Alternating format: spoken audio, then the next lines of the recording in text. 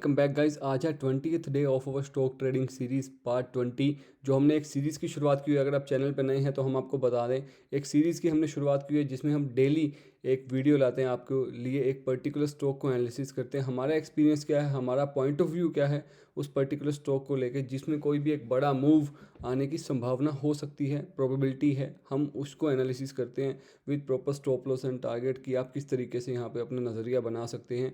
और अगर आप चैनल पर नहीं हैं तो मेक श्योर आप आने वाली वीडियोस को मिस ना करें, make sure you subscribe the channel. तो चलते हैं आज हमारी चार्ट की तरफ। HFCL का चार्ट आप सबके सामने ओपन किया हुआ है। ये गवर्नमेंट सेक्टर से रिलेटेड एक स्टॉक है। HFCL में आप देखेंगे बड़ा ही क्लियर कट हमने यहाँ पे आपको सिंपल सपोर्ट और रेजिस्टेंस ड्रॉ करके देखे। वीकली टाइम फ्रेम का चार्ट है आप सबके सामने, अगर आप देखेंगे वीकली टाइम फ्रेम का चार्ट है। हमने आपको सिंपल वे में एक सिंपल एनालिसिस यहाँ पे शेयर की है कि किस तरीके से सपोर्ट, यहाँ ही एक ये सपोर्ट है और ये कि रेजिस्टेंस है। एक बार ड्राइंग्स रिमूव करके आपके लिए हम बनाते हैं, एक बार शुरू से वीकली टाइम फ्रेम का चार्ट है। आप जो भी यहाँ पे सीखें अपने चार्ट्स पे जाके इसको सिंपल तरीके से ड्रॉ करें। बहुत कुछ आप यहाँ पे सीखने वाले हैं। HFCL निफ्टी 200 का स्टॉक है और 102 के आसपास अब ये प्राइस चल रहा है। अगर हम इसकी पास्ट परफॉर्मेंस देखें तो काफ़ी अच्छी एक परफॉर्मेंस इसकी रही है। पास्ट में ये 2003 से लेके ना 51 से लेके, और इसका लोवेस्ट प्राइस था 7 रुपीज़। एक अच्छी रेंज में यहाँ पे ये घूमता रहा है। सो आप ध्यान से देखेंगे, और अगर एक छोटी रेंज आप इसकी मार्क करें यहाँ से, ये बड़ी रेंज होगी, ठीक है, 53 के आसपास इसने यहाँ पे आगे एक सपोर्ट भी लिया है अभी इन दिनों में, इन 2-3 सालों में। अगर हम एक छोटी रेंज मार्क करने की कोशिश करें जो पिछले कुछ सालों की थी, तो वो ये होगी, ये वाली रेंज। अब ये रेंज को इसने यहाँ पे कहीं ब्रेक किया था 2021 में 35-37 रुपये वाली रेंज को। अब क्या हो रहा है, ये स्टॉक जब 2008 से लेके 2021 यानी कि तकरीबन 13 साल एक रेंज में था। अब इस 13 साल बाद इसने इस रेंज को यहाँ पे ब्रेकआउट किया। उसके बाद ये स्टॉक कितने टाइम एक रेंज में रहा आप देखेंगे, 2021 जून से लेके दिसंबर 23, यानी कि फिर ये तकरीबन तकरीबन 2.5 साल एक रेंज में रहा। 2.5 साल यहाँ, और तकरीबन तकरीबन 2008 से 2021 13 साल यहाँ एक रेंज में रहा। और अगर हम इससे पहले की रेंज अगर पूरा टाइम मार्क करें तो 13 साल नहीं, ये टाइम बहुत ज़्यादा हो जाएगा, 2003 से लेकर 2021, यानी कि तकरीबन तकरीबन हम 5 साल और इसमें ऐड कर दें 2008 से, तो 18 ईयर्स अप्रोक्स ये एक रेंज में रहा है 2003 से 2021। 18 साल के बाद जब ये रेंज का ब्रेक आउट हुआ, जो ये 54 रुपीज़ वाला इसका ऑल टाइम हाई था इसके आसपास, जब इसका ब्रेकआउट हुआ प्राइस 93 तक गया। उसके बाद वापस यहीं पे आगे रीटेस्ट हुआ। ये रीटेस्ट एरिया मैं कैसे देख रहा हूँ, आप यहाँ पे एक रजिस्टेंस मार्क करेंगे जिसका ब्रेकआउट हुआ, और यही रजिस्टेंस यहाँ पे आके सपोर्ट का एक्ट किया पिछले 2 सालों में। अब हमें यहाँ पे क्या देखने को मिल रहा है, हमें ये देखने को मिल रहा है कि इसने वापस से एक रेंज बनाई है और अब ये इस रेंज को वापस से ब्रेकआउट कर रहा है। मैं सिंपल तरीके से अपना सपोर्ट और रेजिस्टेंस ड्रॉ करता हूँ। अगर आप हमारी प्रीवियस वीडियोस देख रहे होंगे तो आपको पता होगा, उसी सिंपल तरीके से मैं यहाँ पे भी अपना सपोर्ट और रेजिस्टेंस यहाँ पे ड्रॉ करने वाला हूँ।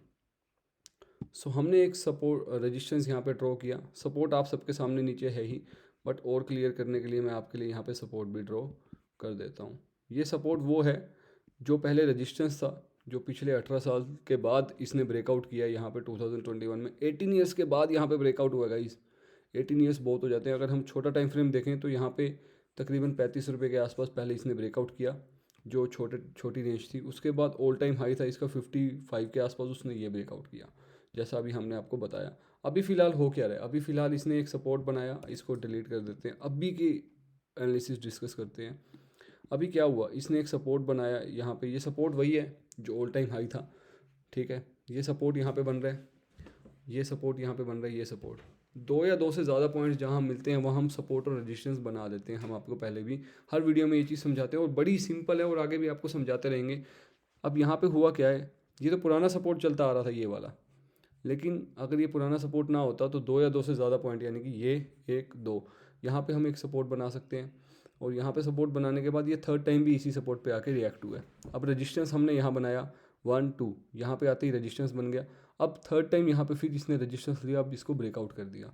अब यहाँ क्या हम देख रहे हैं, एक और चीज़ मैं आपको क्लियर कर दूँ कि ये जो रजिस्टेंस और सपोर्ट है ये एक एरिया है। रजिस्टेंस हमने इस बॉडी को मार करके यहाँ पे बना दिया, बॉडी से बॉडी वाली मिला दी सारी जो पॉइंट्स हैं, और यहाँ पे हमने वीक से वीक मिला दी। ये वीक और ये वीक। ये वीक एक्स्ट्रा वीक है इस, क्योंकि यहाँ पे हम करेंगे तो कोई सेंस नहीं बनेगा, कोई सेंस नहीं बनेगा क्योंकि कोई पॉइंट नहीं है आगे। सो हम यहाँ से इस पॉइंट को मिला सकते हैं। सपोर्ट और रेजिस्टेंस ना हमेशा एक एरिया होता है, तो ये 92 से 95 रुपीज़ का एक एरिया है रेजिस्टेंस का, ठीक है। इसी तरीके से हम आपको हमेशा सपोर्ट और रेजिस्टेंस बनाना सिखाते हैं। हर किसी का अपना तरीका होता है, कोई एक पॉइंट को भी बना देता है। मैं एक पॉइंट नहीं मानता कि सपोर्ट और रेजिस्टेंस एक पॉइंट होता है, हर किसी का अपना एक नज़रिया होता है बनाने का, अपना एक तरीका होता है। तो मेरा तरीका ये है, जो एक्स्ट्रा विग होती है और बॉडी होती है उनका जो एरिया होता है मैं उसको सपोर्ट और रेजिस्टेंस मानता हूँ। क्योंकि ये देखो, हमने यहाँ पे बॉडी से यहाँ पे पॉइंट मिलाया, यहाँ भी हमने बॉडी से यहाँ पे पॉइंट मिलाया नीचे वाला, ठीक है, और एक इस पॉइंट को मिलाया। जब हमने इन पॉइंट्स को मिला दिया तो ये जो सपोर्ट बना ये रेंज से ही वापस घूम गया, ये इस पॉइंट से नहीं घूमा वापस, या इस पॉइंट से नहीं घूमा वापस।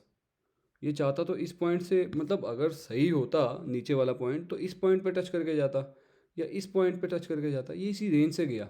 तो फ़ायदा होता है सपोर्ट और रेजिस्टेंस को एक रेंज में बनाने का। अब इस रेंज को हमने पकड़ा, प्राइस यहाँ से वापस नहीं मुड़ा, या प्राइस यहाँ से वापस नहीं मुड़ा, रेंज में आया, ये देखो यहाँ पे रेंज में आके प्राइस वापस गया। तो इसी वजह से हम सपोर्ट और रेजिस्टेंस एक रेंज का बनाते हैं, आपको ईजी हो जाता है। अब यहाँ से प्राइस रेंज में आके वापस गया। अब किया क्या है इस HFCL ने, HFCL ने 2.5 साल बाद 2021 से 23, 2.5 साल 1 महीने 2 महीने बाद आज इसको ब्रेक आउट कर दिया है वीकली कैंडल में, और काफ़ी अच्छी वॉल्यूम्स है पिछले 4-5 हफ्तों से, 6 हफ्तों से। अब यहाँ पे हमको कंफर्मेशन मिल गई कि ये ब्रेकआउट हुआ है रेजिस्टेंस के ऊपर, हमें कंफर्मेशन मिल गई कि अच्छी वॉल्यूम है। अब हमें एकदम से एंट्री यहाँ नहीं लेनी है। अच्छा, ब्रेकआउट होने के बाद आप एक चीज़ देखेंगे, इसको इसने रीटेस्ट भी किया है, ठीक है जी। ब्रेकआउट होने के बाद इसने इसको रीटेस्ट भी किया है, ब्रेकआउट हुआ, रीटेस्ट किया, फिर ब्रेक, अब यहाँ कंसोलिडेट कर रहा है। वन डे के टाइम फ्रेम में, वीकली टाइम फ्रेम में भी देखेंगे कंसोलिडेट कर रहा है। अब हम अपना यहाँ पे क्या पॉइंट ऑफ व्यू बना सकते हैं, हमारा पॉइंट ऑफ व्यू यहाँ पे ये होना चाहिए कि प्राइस पीछे का जो रेंज है हम पहले वो मार्क करते हैं, जो पूरे इस रेक्टेंगल का रेंज हुआ जिसमें ये रेंज में था 35 रुपीज़, इसको लेके चलते हैं यहाँ पे। हम यहाँ तक एक्सपेक्ट कर सकते हैं, यहाँ तक HFCL को प्रोबेबिलिटी है, it's not 100% sure.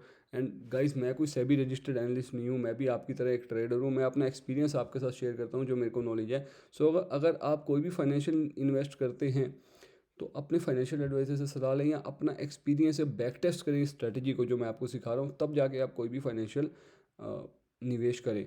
So back to अवर, ये डिस्क्लेमर था आप सबके लिए कि क्योंकि देखो, प्रॉफिट भी आपका होगा, लॉस भी आपका होगा, मैं आपको यहाँ एजुकेट करने के लिए बैठा हूँ। So back to our chart HFCL। तो अगर हमने देखें हम यहाँ पे कब एंट्री कर सकते हैं, मैं इसको एंट्री करने के लिए हम डेली टाइम फ्रेम पे चलते हैं।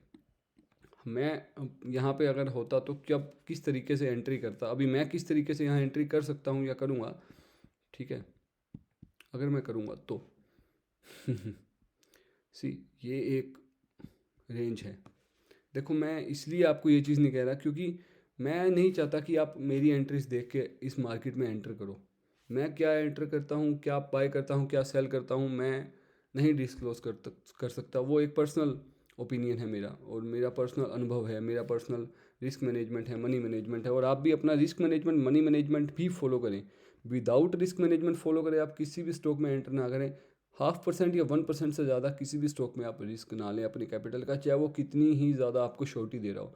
क्योंकि एक रिस्क मैनेजमेंट और मनी मैनेजमेंट ही है जो आपको ट्रेडिंग में सक्सेस करेगा, और कुछ भी नहीं। स्ट्रैटेजी जो मैं आपको सिखा रहा हूँ ये सिर्फ 10% है, साथ के साथ हम साइकोलॉजी वाले पार्ट को भी डिस्कस करेंगे इन आने वाली वीडियोज़ में। सो रिस्क मैनेजमेंट और मनी मैनेजमेंट ही होगा आने वाले टाइम में भी जो आपको लंबे समय तक मार्केट में सस्टेन करवाएगा। क्योंकि अगर आप वो फॉलो नहीं करेंगे तो आप कभी भी अपना कैपिटल ब्लोन आउट कर देंगे। सपोज आपने इसी स्टॉक में 100% कैपिटल लगा दिया और आपने स्टॉप लॉस उसमें लगाया नहीं, या स्टॉप लॉस तो यहाँ स्टॉप लॉस होना चाहिए फॉर एग्जांपल इसका, आपने 100% कैपिटल यहाँ लगा दिया और स्टॉप लॉस इतना बड़ा, आपका नुकसान कितना बड़ा होगा। कैपिटल भी उड़ जाते हैं गाइज, कैपिटल भी उड़ जाते हैं। तो 1% या आधा परसेंट का रिस्क लें एक ट्रेड में, पर्टिकुलर ट्रेड में। आधा परसेंट मैं आपको प्रेफर करूँगा अगर आप बिगिनर हैं तो।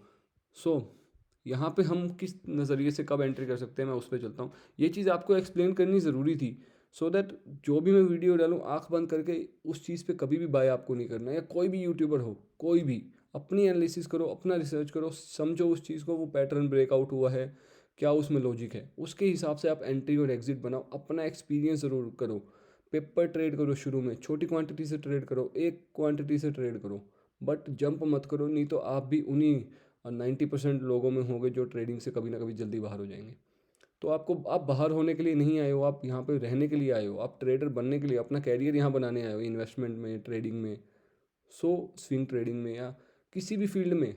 तो चार्ट को एनालिसिस करके समझ के धीरे धीरे करो, नहीं तो 2-4 महीने आप थ्रिल कर लोगे, बड़ा बड़ा प्रॉफिट लोग इंस्टाग्राम पे दिखा रहे हैं वैसा आप कर लोगे, लेकिन वो सिर्फ 2-4 महीने। कोई ऐसा रूल नहीं है आप मार्केट से एक दिन में 5% बना लो, नहीं, वो 1-2 दिन की बात है, आप लंबे समय तक सस्टेन नहीं कर पाओगे। क्योंकि आज आपने 5% बनाया, आपकी साइकोलॉजी होगी कल भी 5 बनाओ, कल आप 5 नहीं बना पाओगे, 2 बना पाओगे, 3 बना पाओगे, आप ज़्यादा बनाने के चक्कर में पूरा खो दोगे। It's easy, but it's easy. आप देखोगे इंस्टाग्राम पे कि यार आज इसने 1 लाख बनाया, शायद उसके 1 लाख के पीछे 1 करोड़ उसका कैपिटल होगा, या उसने 1 लाख आज बनाया है, उसको 5 साल का एक्सपीरियंस होगा, 10 साल का एक्सपीरियंस होगा, 20 साल का एक्सपीरियंस होगा। ईजी नहीं है जर्नी। जर्नी तब ईजी है जब आप डिसिप्लिन हो, जब आप कंसिस्टेंट हो, जब आप risk management, money management follow कर रहे हो। वो चीज़ सीखने के लिए आपको 2-3 साल मार्केट में देने पड़ेंगे, बस इतना है। जो आज से फॉलो करने लग जाएगा वो आज से ही अर्निंग करने भी लग जाएगा। तभी मैं आपको बोल रहा हूँ कि जो भी मैं आपको चीज़ सिखा रहा हूँ आप उसको सीखो, एक क्वांटिटी से ट्रेड करो, चाहे पेपर ट्रेड करो, एक्सपीरियंस करो, बैक टेस्ट करो, बैक टेस्ट करो कि ये रेंज मैंने क्यों मार्क करी, क्या ये रेंज, ये देखो मैं आपको दिखा भी देता हूँ, वीकली चार्ट पे दोबारा चलते हैं। अब बैक टेस्ट हम आपको यहाँ पे भी करके दिखा देते हैं। जब आप बैक टेस्ट करोगे ना आपको काफ़ी चीज़ें यहाँ क्लियर होंगी। फॉर एग्ज़ाम्पल ये रेंज हमने ले ली, ठीक है, ये रेंज बनती है 46 पॉइंट की। क्या है 46 पॉइंट का गेन मिला ब्रेकआउट होने के बाद, सी। तो करके ये ना बैक टेस्टेड हैं चीज़ें, साइकोलॉजी बेस्ड हैं ये सारी स्ट्रेटजीज़, कि लोग ऐसा करते हैं तभी वो चीज़ें काम करती हैं, ठीक है। रेंज मिली, इसी तरीके से हम यहाँ पे भी, और इस चीज़ को ऐसा नहीं है कि आज ही 2 दिन में चला जाएगा, it will take time, it will take time, it may take 2 weeks, 3 weeks और 1 मंथ, 2 मंथ, 4 मंथ, नहीं पता, मार्केट है, कुछ भी हो सकता है, कितना भी टाइम ले सकते हैं, और हो सकता है यहाँ पे स्टॉप लॉस भी हिट हो। सो मेक श्योर आप अपना 5, जितनी भी मैंने आपको स्ट्रेटजीज बताई हैं या जितनी भी मैं आपको एनालिसिस करता हूँ, अगर आप फॉर एग्जांपल आप 10 ट्रेड ले रहे हो, 10 में से 5 में स्टॉप लॉस हिट हो रहा है और आपका रिस्क रिवॉर्ड 1:3 का है, तो 5 में आपका गया कितना, 5 रुपये। अगर 1 रुपये एक ट्रेड में रिस्क है तो 5 ट्रेड्स में आया कितना, अगर 1:3 का भी है तो 15 रुपीज़, या 1:2 का भी है तो 10 रुपीज़, गए कितने, 5 रुपीज़, फिर भी आप 5 रुपीज़ प्रॉफिट में होगा इस।